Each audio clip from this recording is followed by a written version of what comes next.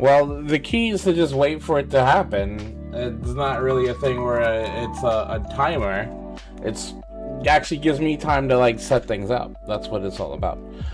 What's going on, everybody? How's it going? It's your boy Shanghai20 at youtube.com.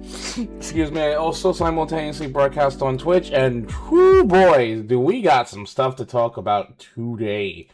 I mean, I know a lot of you who are in that are in the fandom of the Amazing Digital Circus have probably like been waiting for today and probably gone over it multiple different times. I only got to see a chance to watch it twice.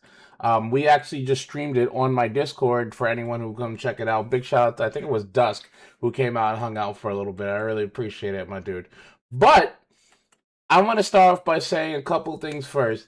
I am not a conspiracy dude. I don't want to come up with theories and stuff like that. There's some really great theorists out there that does like really decent stuff. But the fact of the matter is, for me personally, I always feel that I hate when I go and watch somebody's theory, fan theory, and then they go, look at this little thing here. This means that, and this means this, and that, of course, means that from this and that. I'm not like that. I'm more personally on the fact that enjoy the show, my dude. Half the things you're saying is right out of your ass, and just watch it and enjoy. I actually got into a couple arguments. Yo, what's going on, Samuel? I got to a couple arguments online with people that they're like, "Oh, why are you shitting on his theory? Because it's a theory, and we should just have fun with it." That's cool and all, but when you when you get big off of trying to be the authority of what things are, then it starts to get weird, because then the next episode comes out and it's nothing like you fucking said. So for me, I like to wait for the next thing to come out to enjoy and figure it out. But that being said, whoa! Okay, yeah, the Kane being dead thing, even that, I don't even know if that's necessarily true, because if they can imagine things, they could probably bring him back. But what we're going to do is going to go through some of this. I'm not going to get copy strike, because we're not going to go and do everything. But we're going to just go talk about a couple of things that I've seen that I thought was interesting. At first, to tell you the truth, when I saw this whole thing with the balls in the beginning and the pictures, I thought that, personally for me, I thought it was a big waste of time. For somebody, we waited like 3 or 4 months for this episode, and I wanted to get right into it. I wanted to get right into the whole, all right, let's figure out what happens now that everyone's kind of been disillusioned with what Kane was doing. But like, the more and more I looked at this is Kane. This is Kane, guys. This is Kane. This is the initiation of what Kane was, and Kane as the AI was getting fed all this information. Like, oh, that's where all the pictures are. The pictures, the circus, all this stuff. These were pictures fed, these were information fed into the AI, and it starts to push out, like, basically information, or basically is trying to feed out code. Now, if you notice from the beginning, when they first did it, it was squares, circles, stuff like that. But the more they put into it, you can tell that the designs, or whatever he's interpreting, Kane is interpreting, is kind of wrong. Because then when it spits out, it's these really odd looking shapes. Like this, like look at all these like weird like stars and all these things. So I feel what it's saying is Kane's AI was fundamentally not right, or it was broken. So like it's like it was an AI that's trying its best to do this stuff, but the more they add into it, the more they try to like modify it, the more that the corruption, or like how messed up Kane's actual programming is. And again, see, it pops out all this crazy stuff, and later on, this is Kane's replacement. Now, honestly, I thought maybe it could be the bubble dude. The bubble dude, Bobble or whatever, that's always hanging out with Kane. Because I always noticed that Kane and him are always kind of together. He doesn't talk down to the bubble. The bubble basically does whatever he wants. And even at certain times in episodes, Kane and him would disappear together and end up at the same place. So it's not like, it doesn't feel like Kane is taking the bubble anywhere. It feels like the bubble is following Kane. So, like, I thought it was really interesting. That particular... So, it looks like they tried to... For me, personally, this feels like it tried to isolate Kane from, like, everywhere else. Like, you know, as they're making another AI, they tried to isolate Kane so he isn't part of the process. But Kane breaks out and eats the other AI. So, that's why I'm thinking it's like... the bubble and Kane are like two halves of the same coin. You know what I mean? It's like one side is Kane, the other side is the bubble since Kane ate him. And I thought like this whole thing. Now this honestly, what I really thought was cool. Also, it tells me one thing that, well, it tells me a couple things. First off, Kinger was one of the first people to ever be taken into the game. I'm trying to find where they show. Yeah, this is huge, honestly. Because look at that. They're none of the people that we know that were before Pomni got there. Because, we were talking about, like, the frog dude. I think his name was Cosmo or something like that. Cosmo or the two friends basically at Jax. It was like a frog and a clown, right? So that's as far as we know, that's as far back as we got in the circus. This shows that not only was there way more people before any of the people that we knew were there, but they're all gone. So, like, there's like a weird looking egg dude, there's a dog guy, a Barney, like a snail or a snake, a fuzzy snake, and like some weird thing. None of these people are even mentioned, and we don't even see their pictures on the walls, right? So this has been going on for a while. Maybe not a while for like the outside world. We don't know how much. Yeah, Cosmo. And then there was another one, the rabbit, the frog and Cosmo, or maybe Cosmo was the frog, but there was a clown and him. They showed that in the last one. Is Jax, Cosmo, and the clown. But basically, what this means is that, like, I don't know how much time passes inside the circus from outside the circus, but it shows that Kinger has been there for a decent amount of time, for literally an entire 2 cycles of people going. Because, like, also, this is probably his wife. His wife was probably working with him to get this stuff done, to like actually get like whatever it was, because she seemed to have intimate knowledge of the program too. She was like, "Oh, I wish." So like, I feel like that was probably his wife.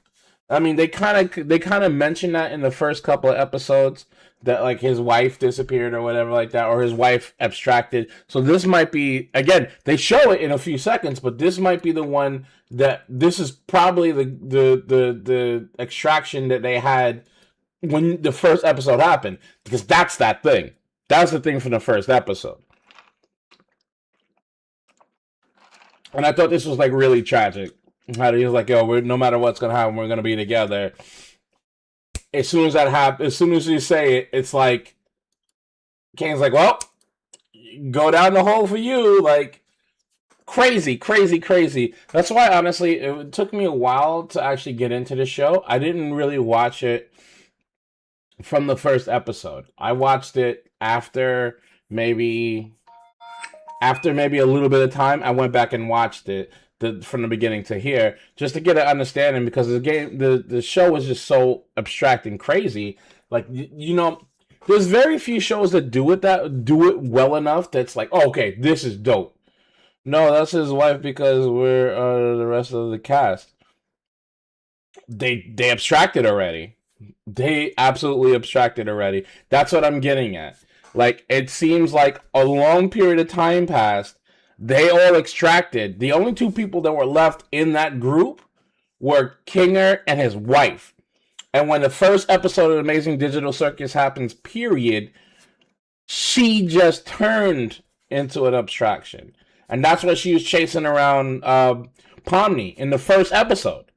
So, like, it's been a while for Kinger to be by himself. So is the reason why he's kind of crazy? Is it because he's been alone for so time, or was it like, is something actually making him go that way? I think it's actually pretty interesting. But like I was saying, it's like there's very few shows that actually pull off this whole like really wacky up front while there's a really heavy story in the back. I think the only show that's ever done that really properly, in my opinion, was Adventure Time. Adventure Time from the very beginning episode was tragic, but you didn't see it that way because of all the wacky stuff that was happening with Finn and Jake. But in the background, you can still see skeletons in cars and like wrecked out cities and stuff like that. So you're watching this really funny little, but in the back you're like, wait a minute, why is there a bunch of skeletons in that corner? Why are we walking through a burnt out city? You know what I mean? I think you got it ring. That's his wife, and you think I got it wrong? Do we know that for? Do we know that for a fact? I mean, maybe you'll go back and take a look at it, but I think that this show is actually doing an amazing job of having this wacky up front while having such a deep story in the background. And having Kinger be like the last to survive all that stuff is pretty ridiculous. Faz, what's going on? Then we go to this point where like this is the thing.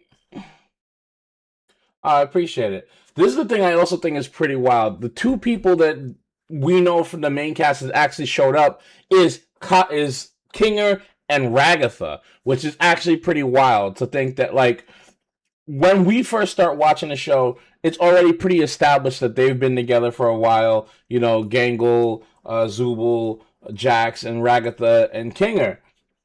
But this just goes to show you how far, like, how much of time has passed between each people showing up. Because, like, Ragatha definitely didn't understand what was going on, even to the point where she's, like, trying to take her helmet off or take her VR visor off. So it's like, it's just wild to think, because, I don't know, for me personally, I didn't think about the time spans. You know what I mean? Again, that's what I'm saying. We don't know how far time goes outside from here, relatively. But, like, inside the circus, there must have been, like, one or two people there for a long time. Like, I feel like this, like, showing Kinger, like, walking through the hallway. See, look at this shit. You can see Kinger walking through the hallway. It's empty. And you gotta wonder, how long has it been empty? Like, that was one of those dudes.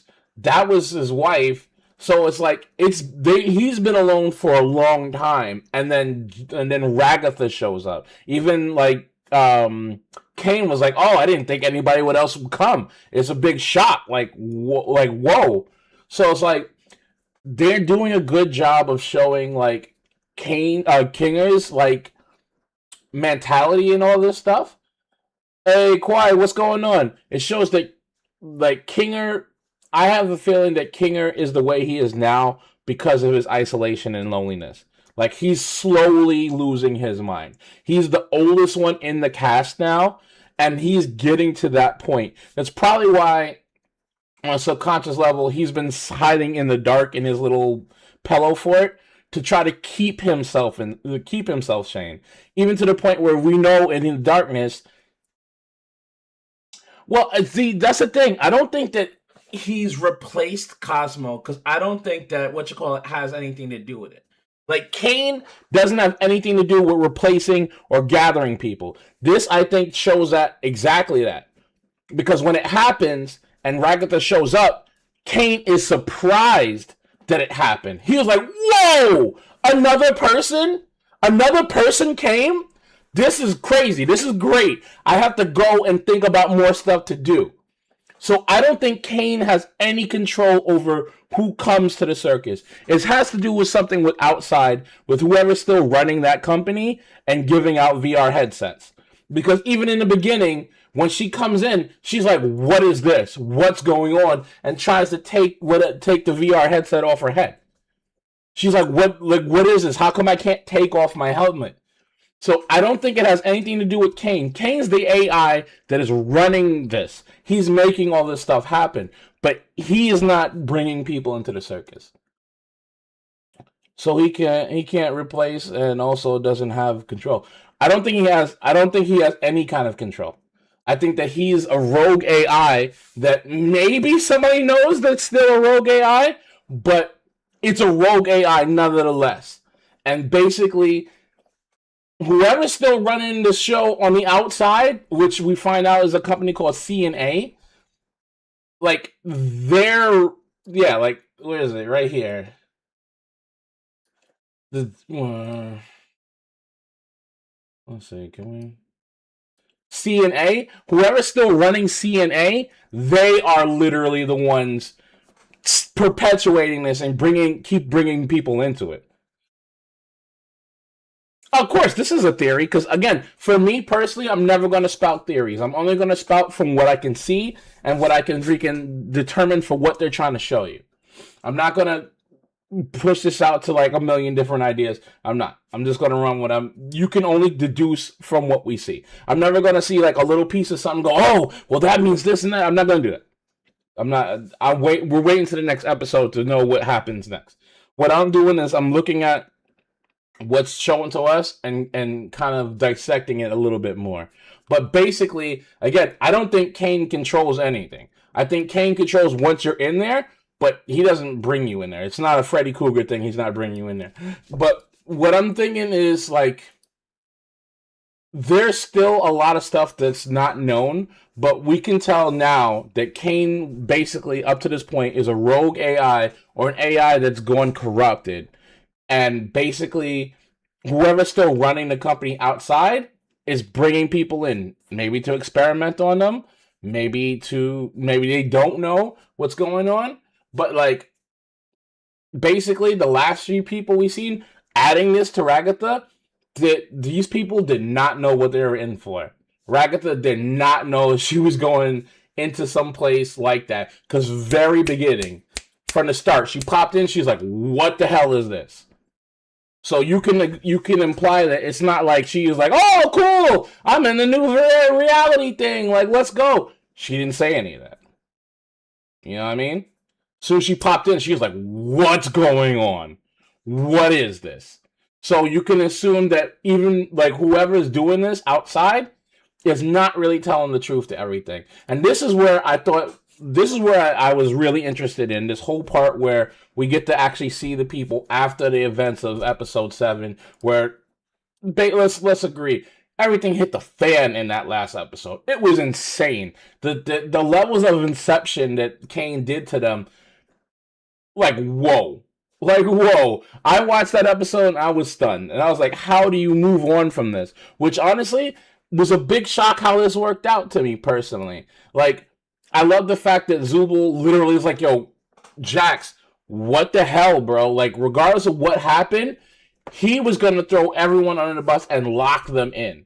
He was going to lock them in because, of course, at the last episode, he had the choice to either free everyone or get out, and he freaked out and literally pressed the stay in button. So, like, I love the fact that there was some fallout to that. Though, I was pretty shocked that half of the people that were in this room didn't care. Didn't care is a weird word. I would say more, they accepted it very quickly. Gangle was like, and that even Jax was like, whoa, wait. Like, you could see the side-eye Jax was giving, like, whoa, what do you mean I was right? And this was the part that actually I was kind of like, it was kind of weird to me. Because she was like, you know, it doesn't matter. Regardless of what happened, we're still stuck in here. Which I get. But, like, to the point where, like, Pomni was like, yeah, we should just give up on trying to get out the circus and stay together as a family, as a group. Which, honestly, is probably the smartest idea you can do. Because when you're in a situation where you're out of control, a lot of things are out of your control, and you can't, like, maintain anything, the only thing you can do is hold on to the people that you're with and try to create bonds that way to keep you stronger. Because even at a certain point, he was saying, Zubul was like, yo, Jax, don't leave, stay here, and because we don't want you walking out and abstracting. Like, we're a family, regardless of what happens, regardless of what you did, you're a family with us, and that's how we're going to stay sane.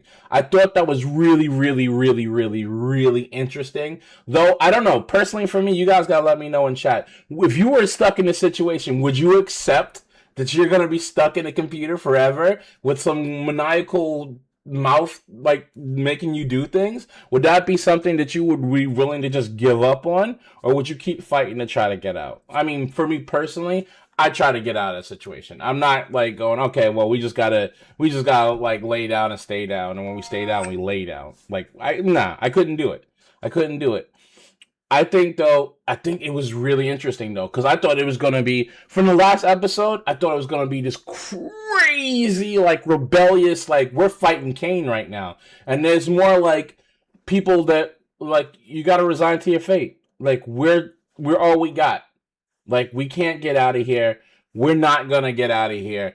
We have to stick together as a family to survive and to keep ourselves sane.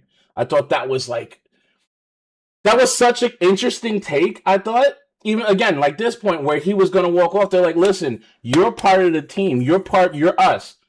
You fucked up. You piss everyone off, but we don't want you to abstract. You're family."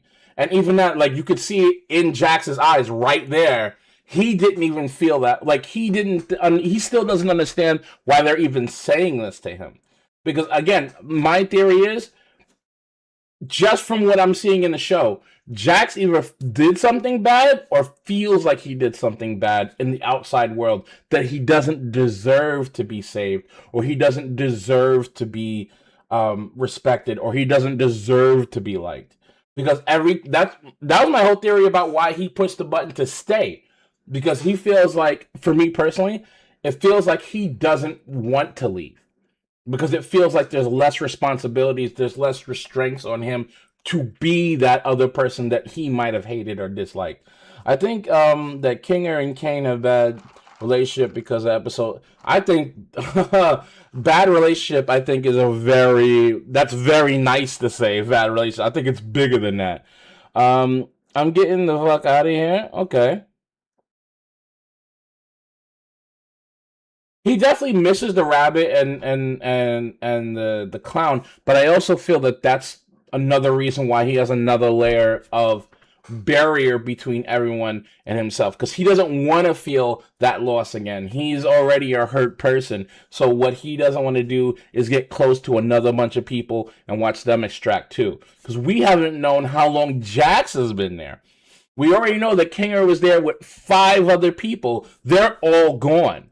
So that what does that do to somebody like Kinger is why he's kind of crazy as it is. But how many people before Cosmo and the clown disappeared in Jax's time here? That's what I'm saying. You can't tell how much time has passed in this because it's just so, it's a flat surface. There's no day night. You just like, you know what I mean? So there's no telling how long mentally these people have been in here. Has Jax been in here for 5 years? Has Jax been in here for 25 years? Has Jax's mental brain been in there for 100 years? We don't know. But it's definitely a point where Jax is trying to isolate himself to not feel anything. That's why the whole persona, the whole jerk persona, the I don't care, I play with all you for fun.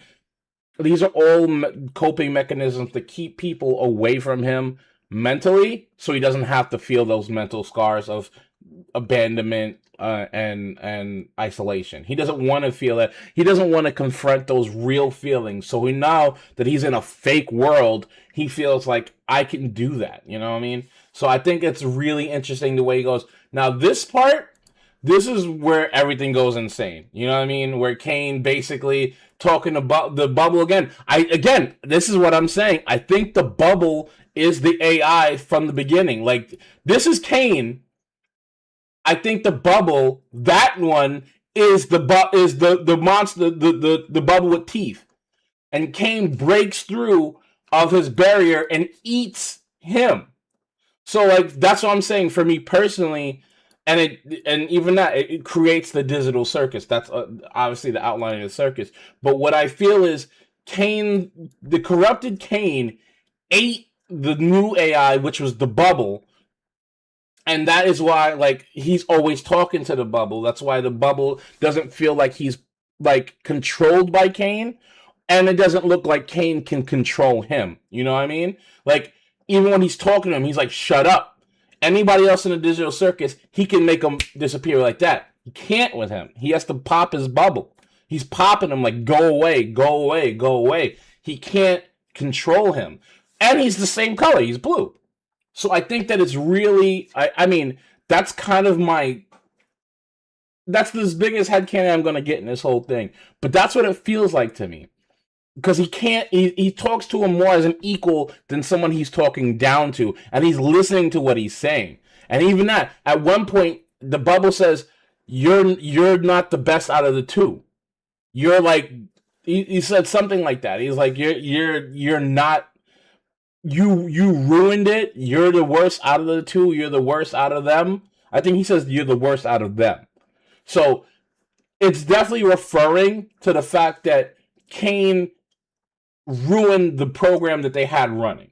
So maybe that's even the case. Like, it's maybe the case that, like, Kane, like, the people outside the circus doesn't know that Kane corrupted the program. So, like, who knows? But, like, even to the point, like, literally at the end, right when things start to end, his eyes flash. One eye flashes green, one eye flashes blue. Like, I'm trying to remember where it is. Is it here?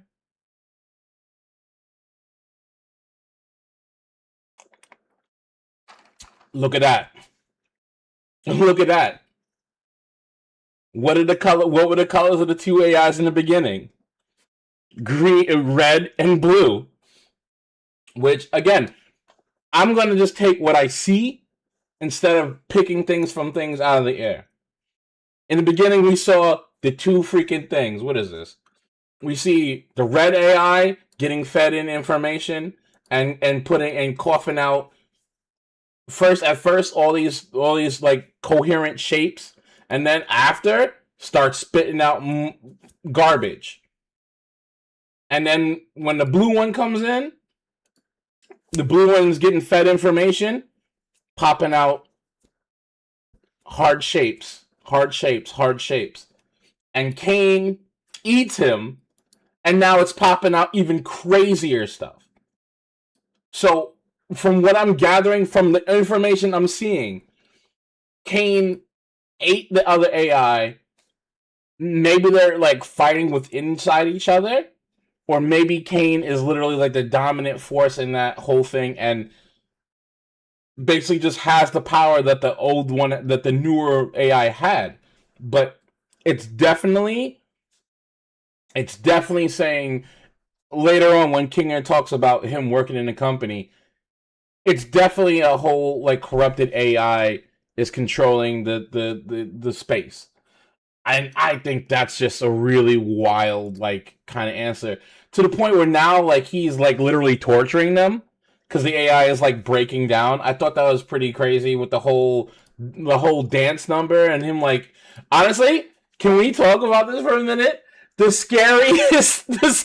scariest parts is the Kinger doing like the look down on everyone's face, like when he's doing the who says, like, I'm like, yo, bro, are you like everyone else? Like, you can see everyone's face, and when he's like, yo, like, I don't think you guys know who's in control here. Yeah, that right there, that face right there. There's no more like in an anime. That's when you look up and you get like you get the shading on the eyes. You can't see the eyes, and you just see like the mouth and stuff. That would be like where it's at. You know what I mean? That's the equivalent of that. It's pretty cool because you find out. Well, they did behind the stuff talking to the people who created Digital Circus, and they were saying that Kane was the hardest character to animate because all of his emotions and stuff have to be related to his mouth and his teeth.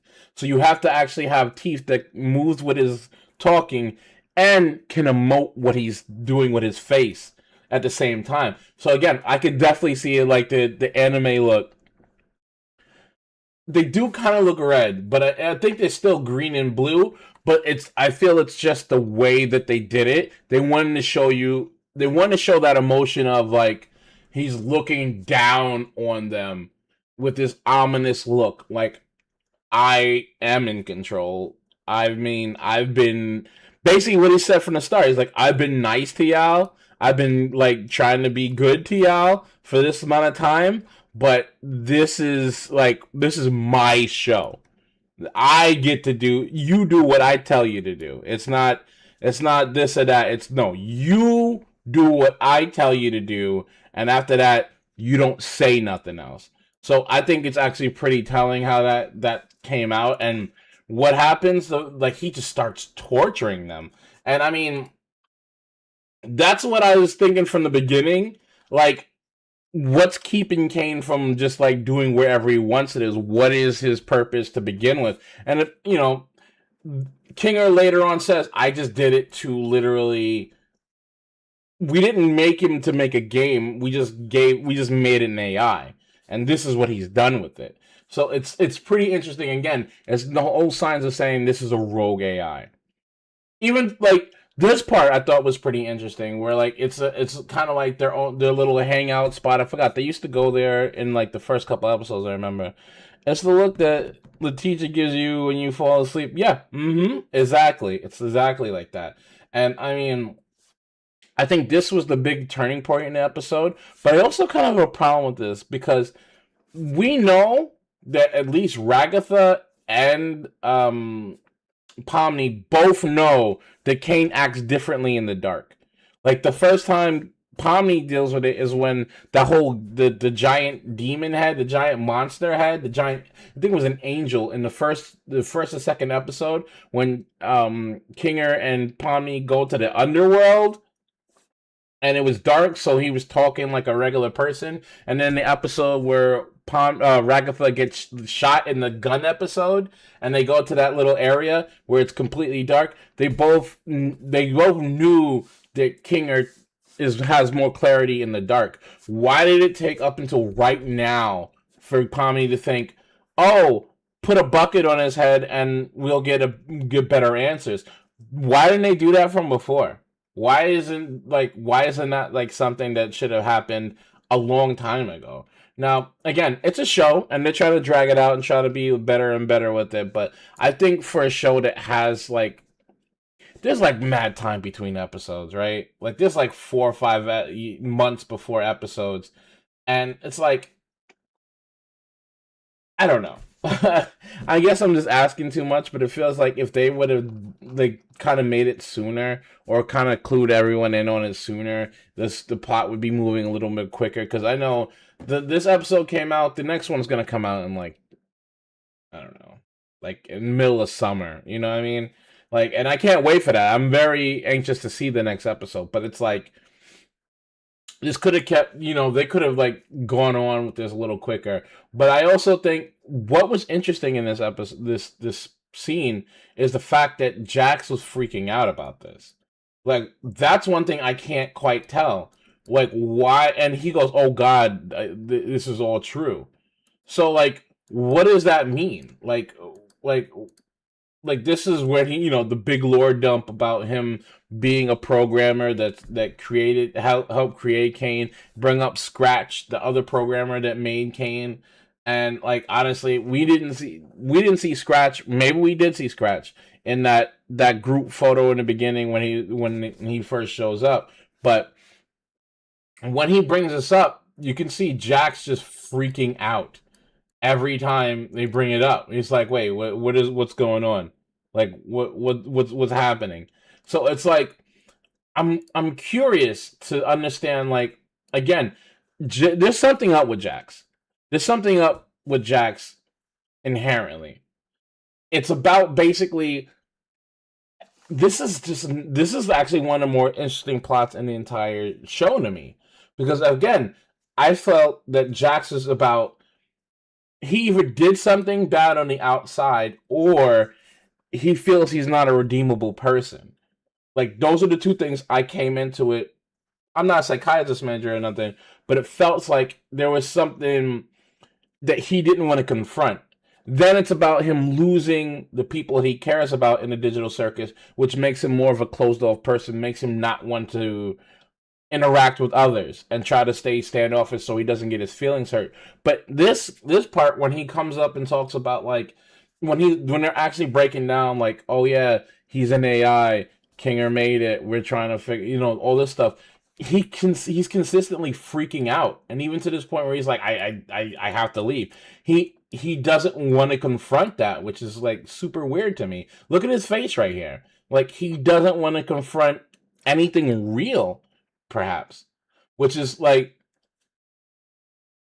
yeah, GTA 6 will come out before the next episode of Amazing Digital Circus. But at the end of the day, I think Jax's whole thing is going to be pretty interesting. Like, I think out of everyone, his story seems to have the most twists and turns. Because what does this mean? I don't think he is Scratch. I don't think he has to do with anything that had to do with the digital circus being produced. But maybe he knows something else.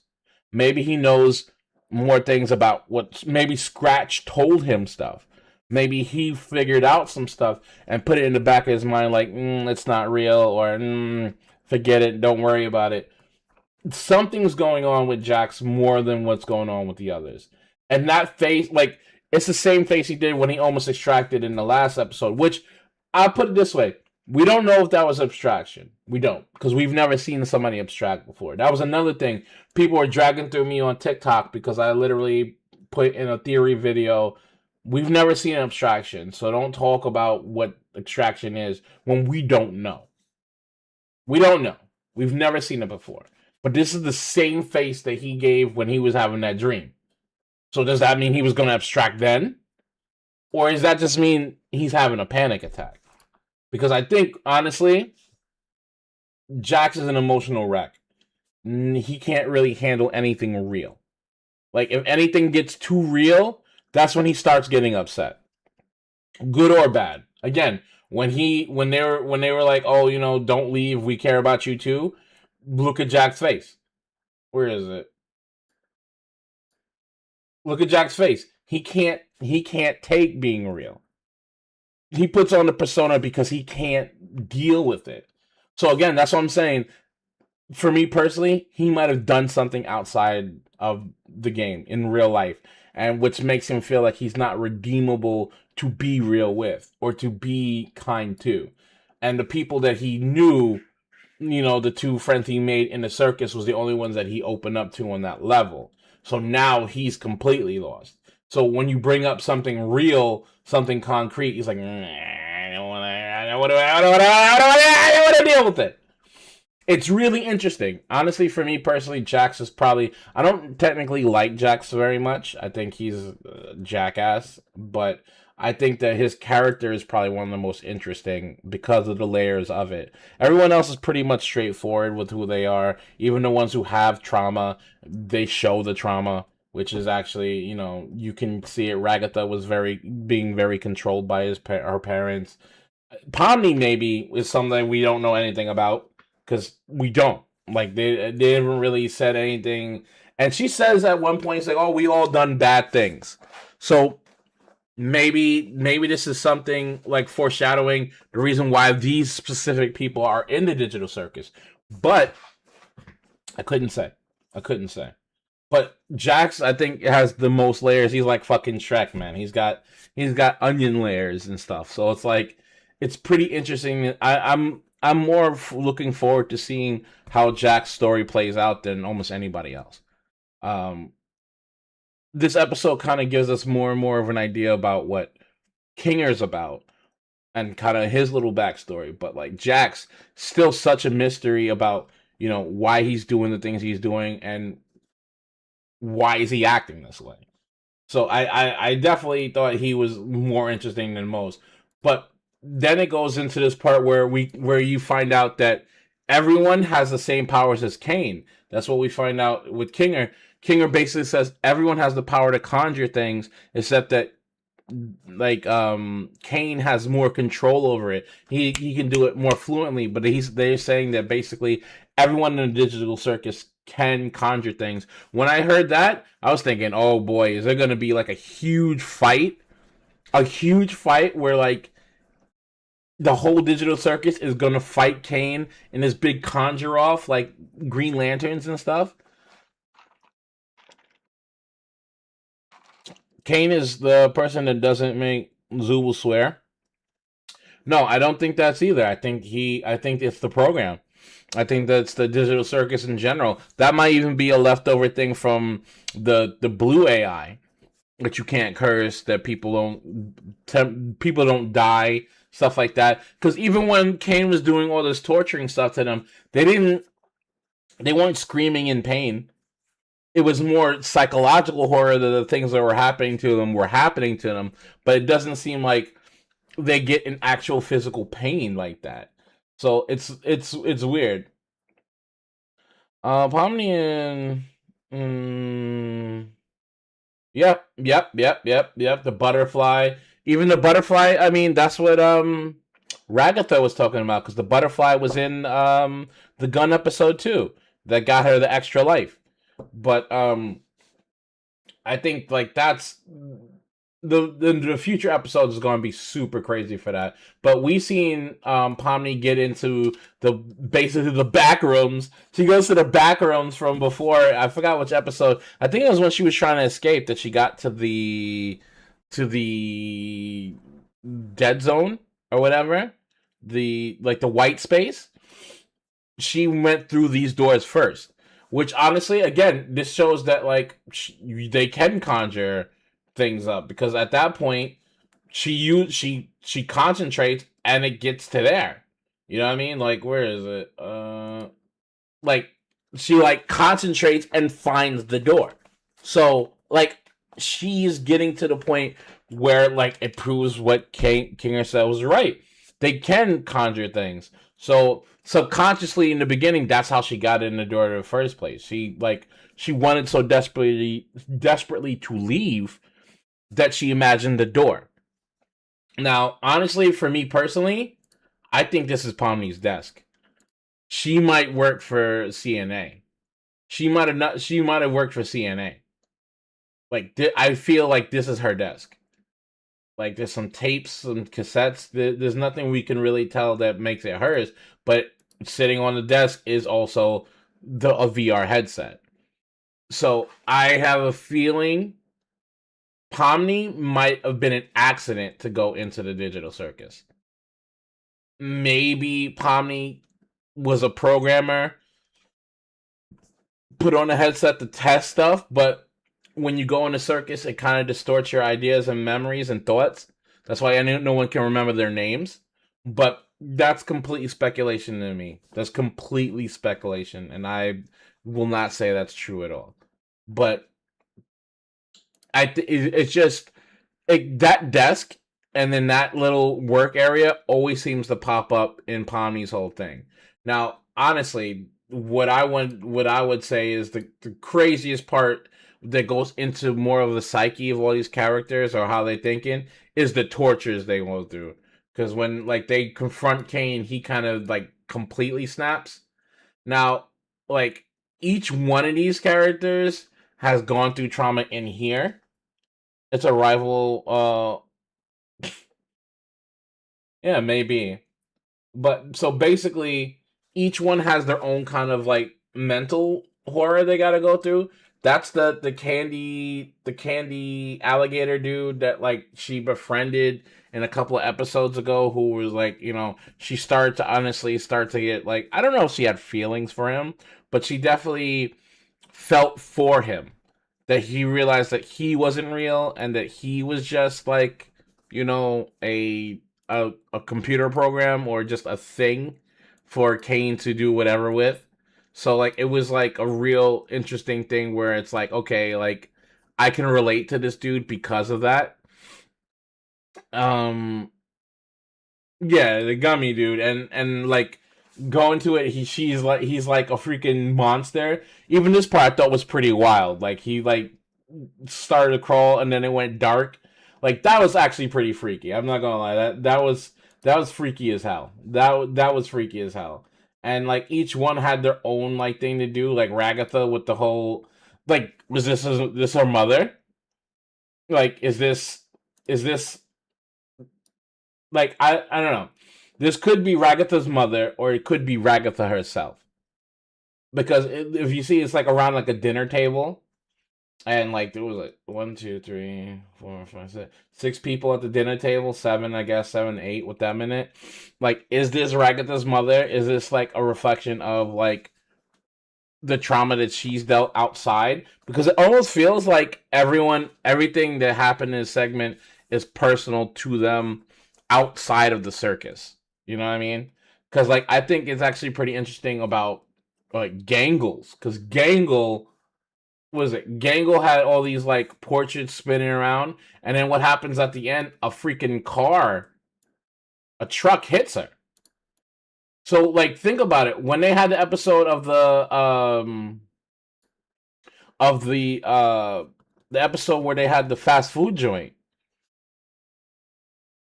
that was something that was I personal to Gangle.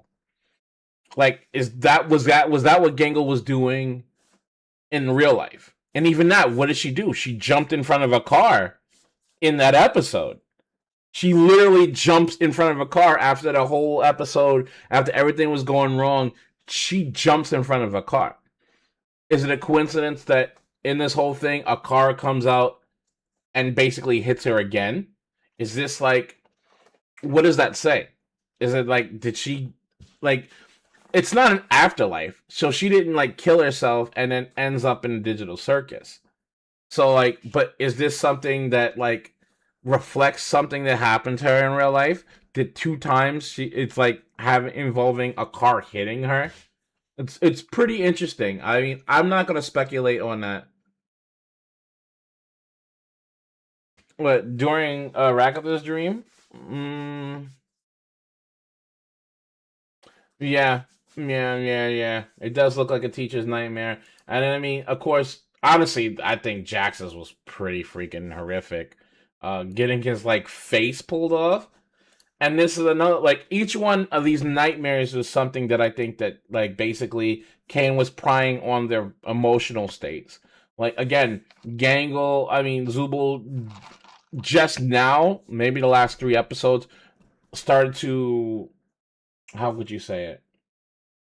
She started to feel comfortable about herself, which I think was really interesting. Like she was like up until the last 3 or 4 episodes, she didn't really feel comfortable in her own skin. That's why she was always getting different parts, and that's why she didn't like having different parts. She she she didn't feel normal. But that's something that, everyone kind of goes through.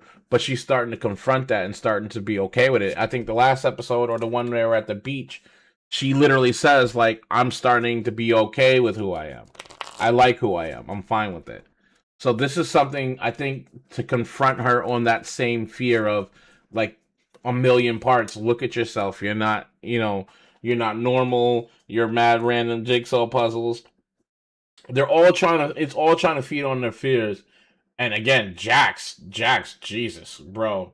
Ripping off Jax's face. Now, again, everything with Jax is always very interesting. Just to try to understand where any of this is.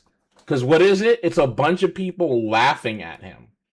And if you look at it, that's like Cosmo. That's the clown. That's Pomni. Like these even look like different versions of Jax. Like I mean, I thought I saw one that looked like a frog. Let's see, can we? Yeah, look, that looks like a frog. That looks like a frog. That looks like Pomni. That's a clown. It's not even the full circus. It's not like everybody. It's literally his two best friends and Pomni, who I guess he might consider to be a new close friend of his. And they're laughing at him. Is that his trauma? His trauma is laughing at him, and they rip his like skin off as they all laugh at him, stripping him down. Honestly, now that I'm looking at it more and more, it is basically Jax is afraid to be vulnerable. Jax is afraid to be who he actually is. Because if they knew who he actually was, they'd be laughing at him. That's what I get from this. It's like it's symbolic, but it's very out in the open. They literally skin him, take off this fake skin of his to the bones, and they are laughing at him because of that. So and put that together with everything that Jax has been up to this point. He puts on a persona to be this guy where he's laughing at everyone, he's making fun of everyone, he's in control of the situation. He gets to make the jokes, he gets to make people feel bad. In reality, he does that so he isn't being laughed at, which is pretty. I mean, for a show called Amazing Digital Circus with a fucking guy that has a teeth for a head, That's pretty good, like diagnosis of like of of a person's actual trauma. That they aren't good enough for people to not laugh at. And I think a lot of people have to go through that. I mean, personally, again, for me, as a small YouTube creator, as a small content creator, I have to go through that. You gotta have skin of steel to be a content creator, guys. You have to have nerves of steel to be able to do this. I mean, let's be real. I have almost 2,000 subs on YouTube. We're almost at 1,000 followers on Twitch. No one's here. Not too many people here. Maybe one or two people are here. That's not going to stop me from being who I am or what I love to do.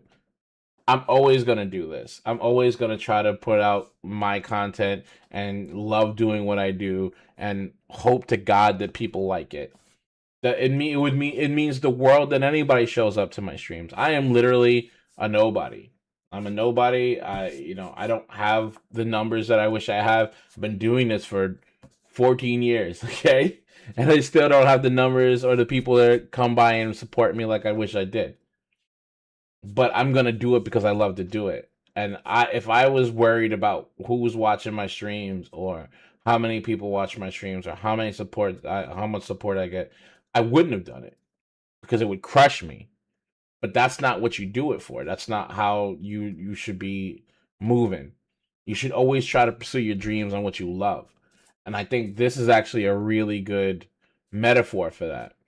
Because when you put up a front to show that you something you're not, it's only skin deep, and you're always gonna have to worry that, oh, no one's gonna like this, or no one's gonna like me, or no one's gonna like what I do. You got it. That's what's torturing Jax, and that's how I feel like a lot of people get tortured that way. They don't feel like what they do is good enough, but you're always good enough. You are you. No, I've said that before. People ask me, the few people that ask me advice about streaming, I always tell them the same thing. There's only one you. There's 1,000 million people in this world. There's only one you, and you should always be yourself. And no matter what, if people don't like who you are, then the hell with those people. They're not important. You are you, and you should always be okay with you.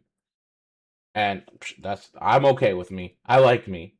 But like that's really the climactic end of this episode where like Kinger basically, I guess, deletes Kane?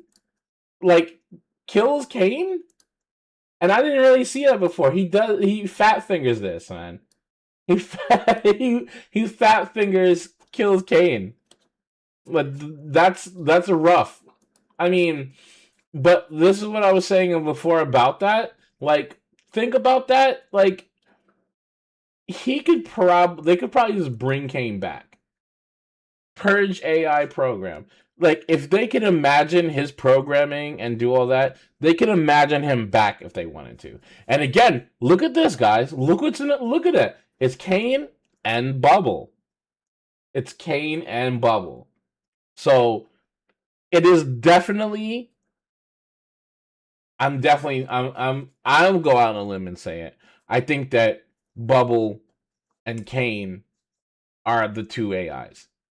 I think that Kane is the red AI and Bubble is the blue one. And the blue AI basically got corrupted by Kane. He can't get rid of Bubble because Bubble is the same kind of AI, but Kane corrupted him. So now they're in this weird dual state where they're both working together, but Kane is twisting everything that comes out, like in the beginning with the shapes.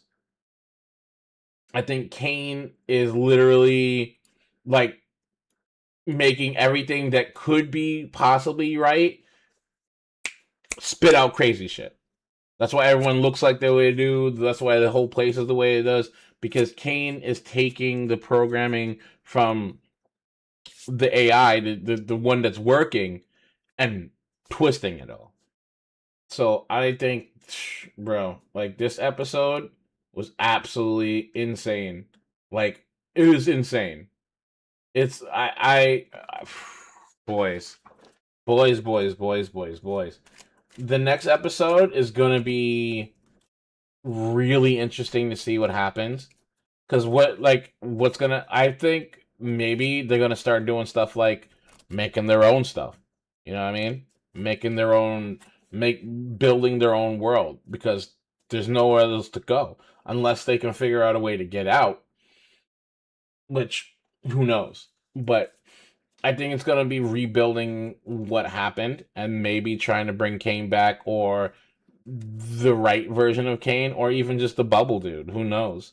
Um, but yeah, that's the episode, and I was blown away how crazy it was, and I was still really wondering how they were going to do this, how they were going to um how they were basically going to go about after the last episode, how that was all going to come together.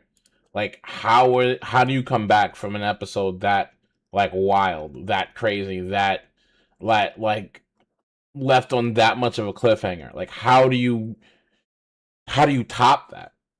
So like this is how you top it. This episode was absolutely insane. And I think it dropped some like real like no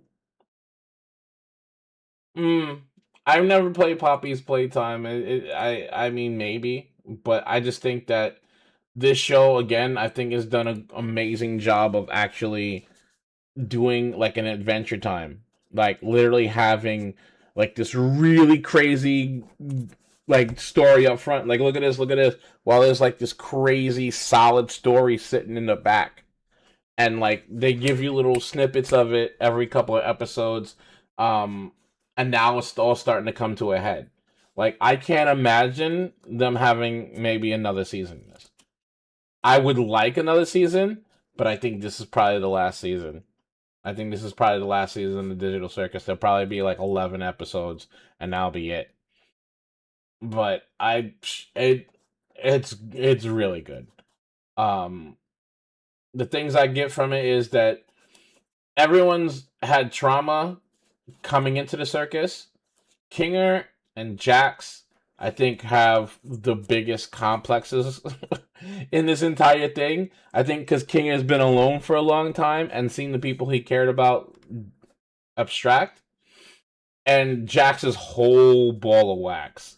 Jax's abandonment issues, Jax's insecurity. Jax is the most interesting character for me. And I know a lot of people liked him because he's like the jackass or whatever, and he's like the smart ass character. Never liked him for that. I'm liking him more just for the simple fact that his character is very complicated, and it tells a really like interesting story. But you guys gotta let me know what you think about this episode. You guys gotta tell me how you feel about it. What did you feel when you saw the ending of it? How they deleted Kane, what's called deleted Kane, and like what did you guys think about this whole thing in the beginning? Are those AIs? Are those the two AIs or the AI that ate the AI, and that is what Kane is, and this is what all this is? I mean, we can listen to Kinger say that he made it, but and it's just interesting. He said that, and then this in the beginning, they wouldn't just do this for nothing. It's not just pictures. So I think this is the explanation of why Kane is the way he is, and what's going on. You know what I mean? It's still again the things that I didn't really like about the episode is the fact that they came like Pomni and Ragatha came to the conclusion to put the bucket on Kane's head now and like not try to do this a long time ago. Or Kinger lives in a pillow fort. He stays in the darkness. Why didn't any of them go in and talk to him and ask him this like then? Like they could have done this multiple times. And the way that Pomni does it this time means that she knew she could always do this, but she just chose to do it now. It felt weird to me. It did feel weird to me. But all in all, this was like an 8 out of 10 episode, 8.5. I'm gonna go watch it again because we, like I said, we on my Discord. I like to do things with our community. So when I do stuff like this, we watch stuff in the Discord. I'll stream it on Discord, and I leave it open for a room for anyone to come and join and check it out. This was an episode. This was pretty, and particularly from an episode from last week to this week, I didn't know how they could top it. I didn't know how they could top the episode from last week to this week. And I think they've done a really good job of maybe not topping it, but this was a great companion episode to that one. It was a great hmm. It was a good continuation. I mean, I wish I could have we could have gone more. But to be from where it was that last episode to this, it was like whoa, snap. Okay. Okay, let's go. Like this is what I was waiting for. So yeah, so I think that's gonna be it for this. I mean, hopefully this stream doesn't get copy claim. We didn't listen to anything, and we were really literally just looking at the pictures a couple of times. It was like moving, but I think it should be fine. If not, then it's not. Then we're probably not going to see this episode. But I'm grateful for the people who did like come by and hang out. Formula, thank you for coming and hanging out for a little bit. Um, Samuel, thanks for coming and hanging out. Kit, Mit Moon, and Vaz, guys, thank you so much for checking it out. I mean, if you guys like this kind of stuff, you like talking about it, or like me breaking down the episodes and stuff, please let me know. Hit that like button. It means a lot to me. Um, that I get the feedback. It particularly on YouTube, the YouTube algorithm buries my channel, and it's hard to get any kind of traction on it. And I would really appreciate it if if you like the content, if you like what we did, like what we do on the channel, please hit that like button. It actually goes an incredibly long way to help push my content out to the algorithm to other people so they can look at it. Wait, during the Ragatha nightmare, it looks like a teacher you give when you don't pay attention. Yeah, I think you pretty much you said that already. But yes, that it did look like that. Um, I don't know. It's 12. It's almost 1 now, isn't it? What time is it? Yeah, it's almost 1 o'clock. So I don't know if we're gonna do another stream after this. We might. But tomorrow is my Friday. And I get off at around 7, so I'll be home around 8 p.m. We'll probably get into some stuff then because we're gonna be. I have Sunday, Monday off, so we'll probably get into some games then, and then honestly on Sunday we might be doing some community game stuff. So we might be doing stuff like Peak or um jeez, what's the thing with the little robots that take stuff from the houses? I gotta try to remember the name of that game. I have so many games. It's not. I'm not gonna remember offhand. But the game, like, we're gonna be probably playing some games where we can play with the community. I'm gonna try to get that involved. If you guys are interested in those kind of games, like Peak or jeez, hold on, I'm trying to. I have so many games. Oh my god, I can't remember the name of the game. Oh god, what is the name of that game?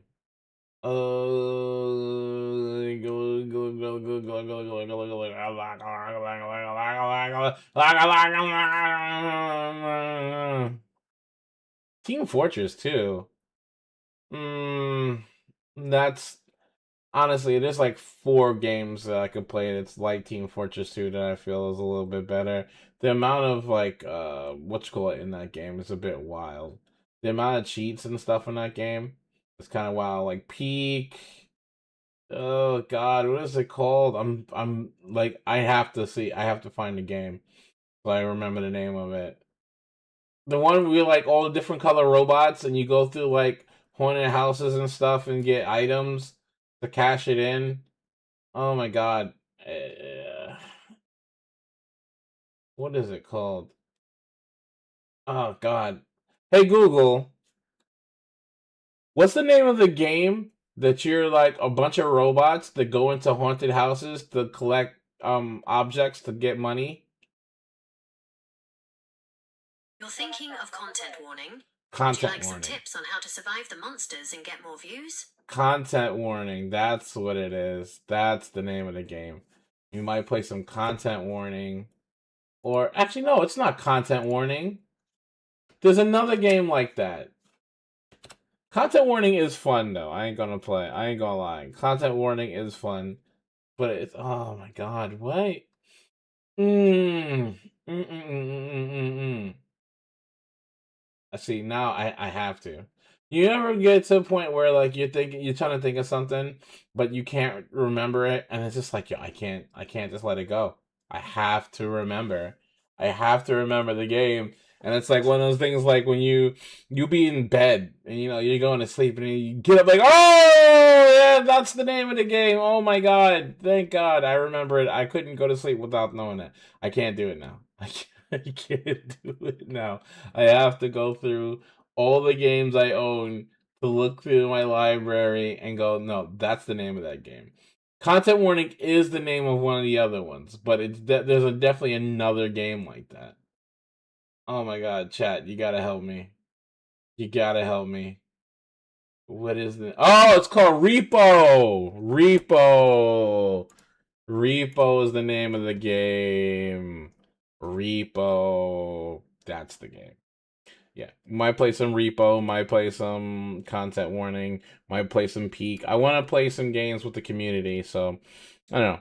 Maybe we'll get down on some of that. If that sounds interesting, maybe come by. Maybe you get the chance to play with everyone. Um, but yeah, that's gonna be it for now. I want to thank everyone for coming. This was fun. Breaking down some of the theories and stuff. Um, you guys definitely got to let me know what you guys think about what happened in the show.